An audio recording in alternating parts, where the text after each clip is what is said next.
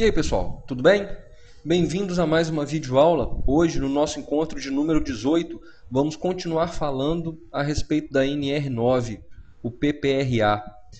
Para a gente não se alongar mais do que a gente já vai se alongar, vamos retornar ao último item que a gente abordou no nosso último encontro. É o item que fala que a elaboração, implementação, acompanhamento e avaliação do PPRA poderão ser feitas por qualquer pessoa que, a critério do empregador, seja capaz de desenvolver o disposto nesta NR.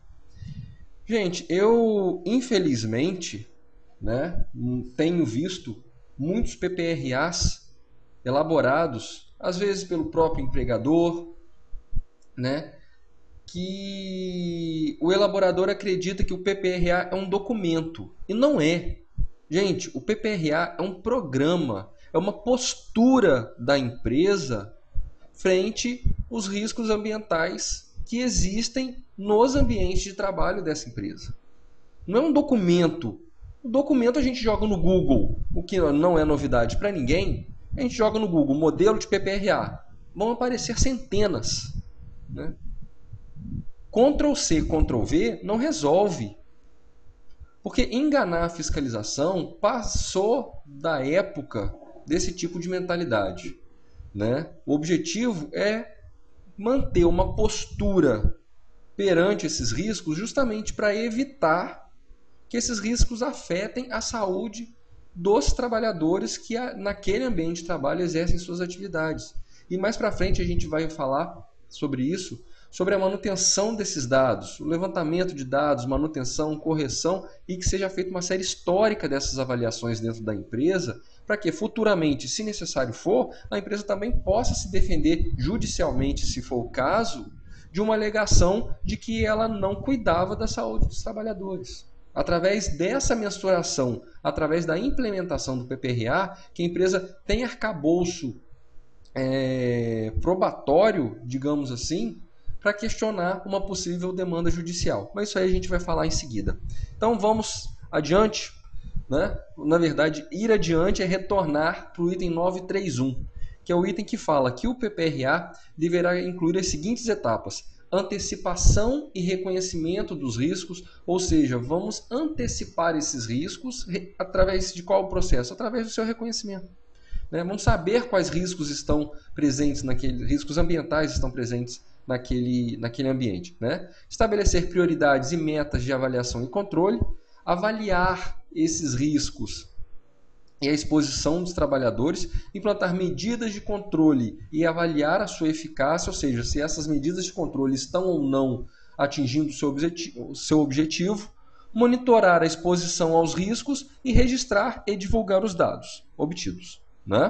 A norma vai explicando cada uma dessas etapas como ela faz no item 932, a parte da antecipação dos riscos.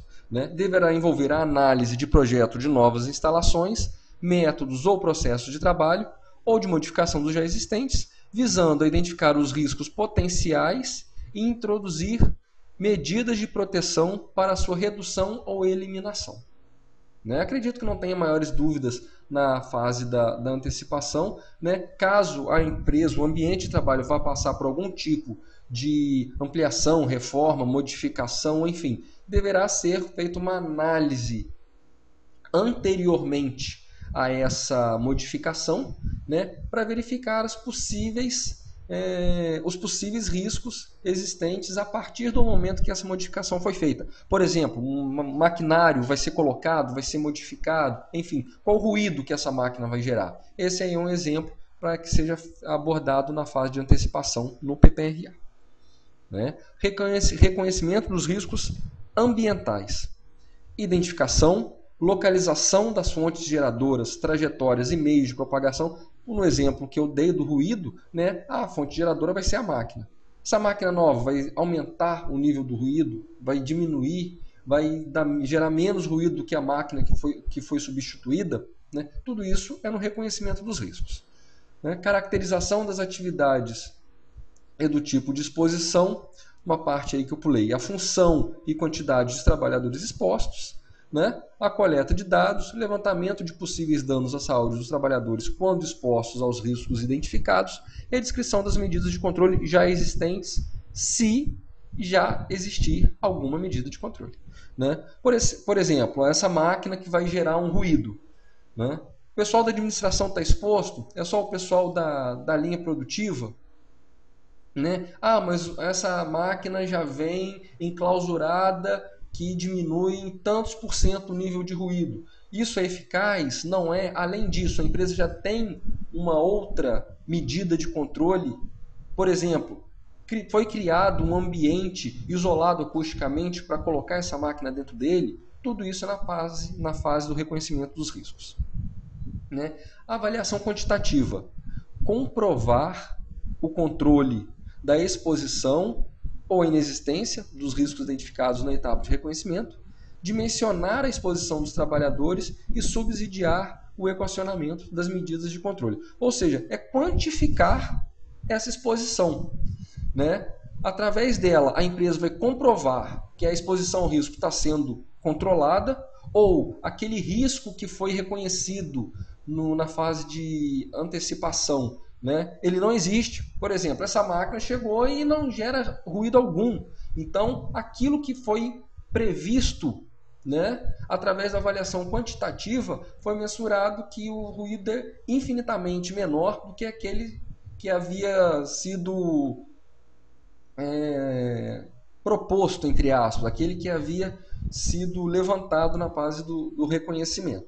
Vai entrar aí na parte da avaliação quantitativa. Né? Deverão ser adotadas as medidas necessárias e suficientes para eliminação, minimização ou controle dos riscos ambientais. Ou seja, objetivo número 1, eliminar. Não deu para eliminar o ruído, nesse nosso exemplo. Vamos minimizar esse ruído. Não deu para minimizar o ruído, vamos controlá-lo. Ok? Medidas de proteção coletiva devem seguir a seguinte hierarquia. Primeiro, eliminar ou reduzir a utilização ou a formação desses agentes prejudiciais à saúde. Um outro exemplo, uma metalúrgica que trabalha com solda. Né? Vamos eliminar a solda do processo de trabalho ou reduzir a utilização da soldagem no processo produtivo. Não teve jeito. Então vamos prevenir a liberação ou a disseminação desses agentes no ambiente de trabalho. Vamos colocar um exaustor no ambiente onde é feita essa solda. Né?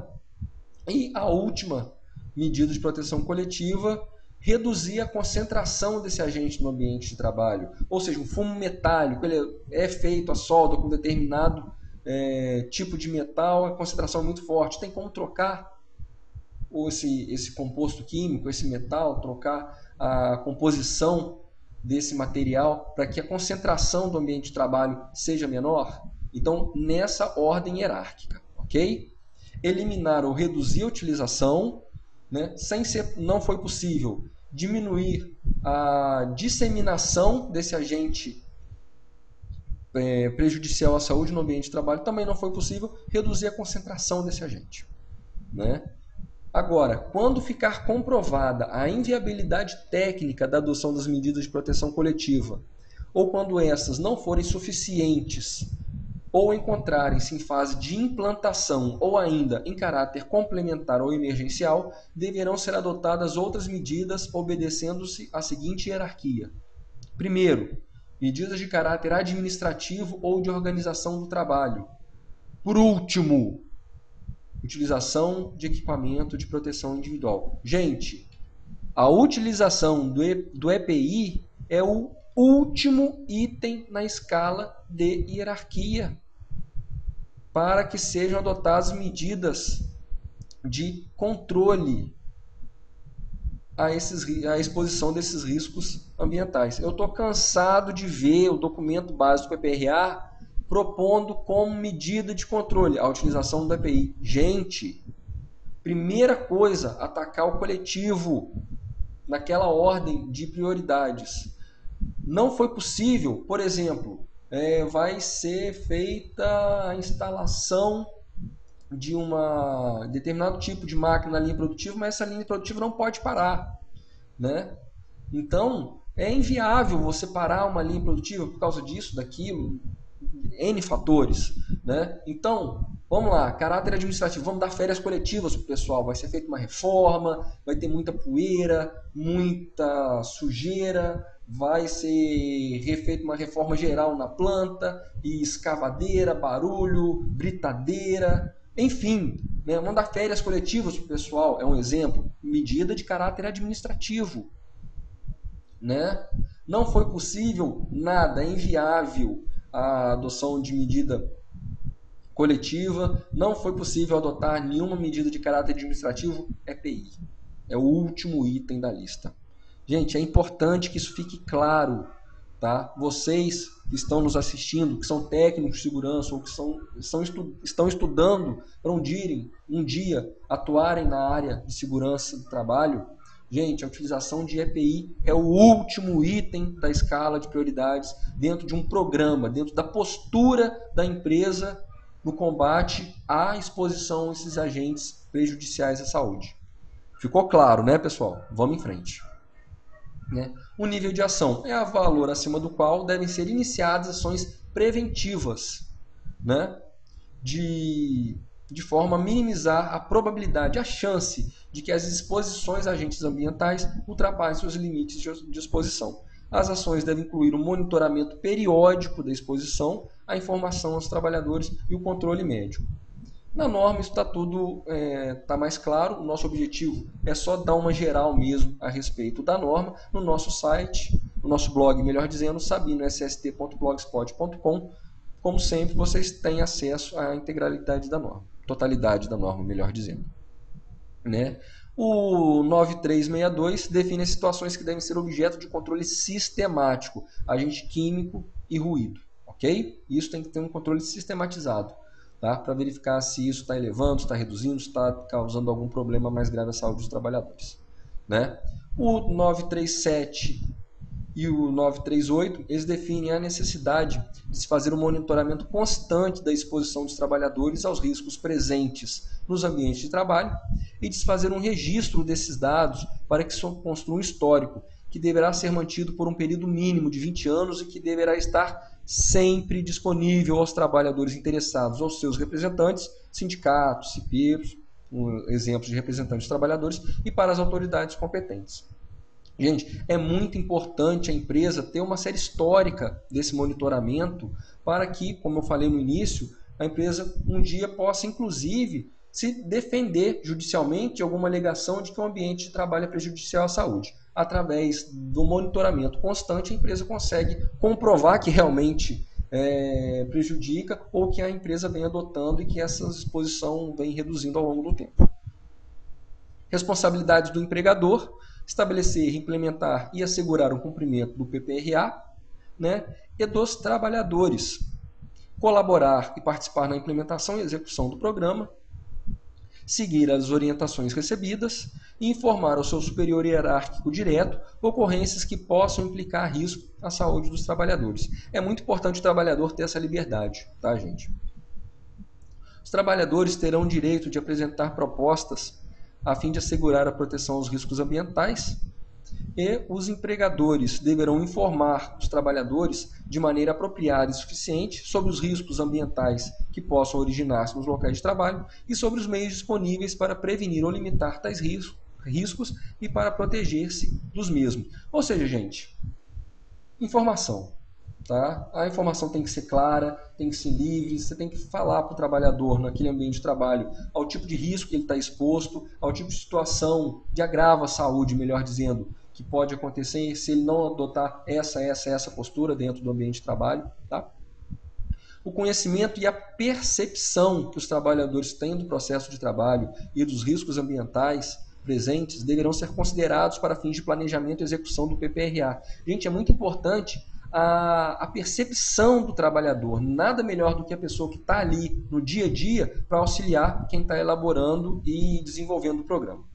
Né? O empregador deverá garantir que na ocorrência de riscos ambientais nos locais de trabalho que coloquem em situação de grave e iminente risco um ou mais trabalhadores, os mesmos possam interromper de imediato as suas atividades.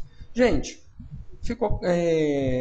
ficamos por aqui, né? Como sempre, à disposição em todas as ferramentas.